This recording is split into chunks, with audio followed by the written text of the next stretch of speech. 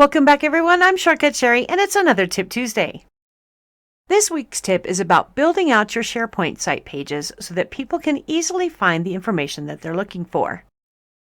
Web usability studies show that people read information from left to right and top to bottom. Therefore, the key information that you want people to find should be across the top or down the right-hand side. That's why you will see most newspapers are structured this way as well. And we have this concept of below the fold. In a newspaper, everything that's important is above the fold of the paper. If they have to unfold the paper, that information is less important. So as you're building your site, keep in mind what people come to your site to find and build the page accordingly. Let's go ahead and edit the page. Your page is built out of these little building blocks called sections. And those sections are how we create the structure of the page. Let's add a new section. There are 7 different options for creating those building blocks, and they create structures within blocks of the page. I always like to point out this vertical section, however.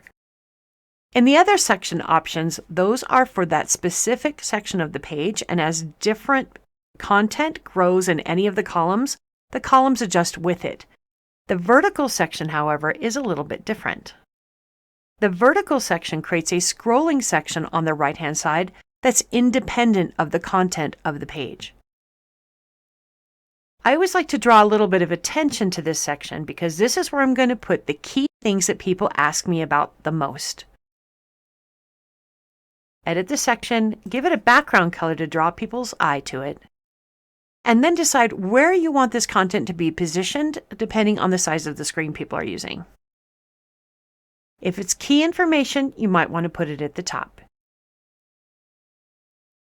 This is where I'm going to add information like the key contact person for this website, should anybody have any questions. And the most common things that people request from me, because I want them to find it easily. Help people serve themselves. Next, we're going to build out the structure of the page. I'm going to add a section. In my best practice, there are usually 3 key things that people are looking for in your site. And this is where I'm going to present that content because it's at the top of the page and definitely above the fold. How you present that information is up to you. But let me point out another option. I'm going to delete this section. Click the plus. We now have these awesome templates.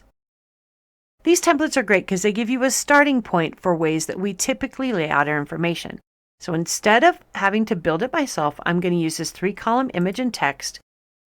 And now the 3 most important things are going to be added to these boxes with a button to access more detail and even text to explain what it's for. As you can see at the top of the page, SharePoint is automatically saving my changes for me, but I always encourage you to save it as a draft. Now, when I'm ready, I can go back and add content to the page. That's my tip for this week. Use the sections to build out the structure of your page so that people can easily find the key information that you need to share with them. Thanks for watching. I hope you found this helpful.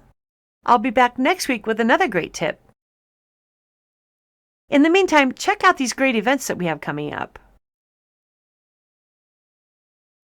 Until next time, I'm Shortcut Sherry, and it's my job to make your job easier.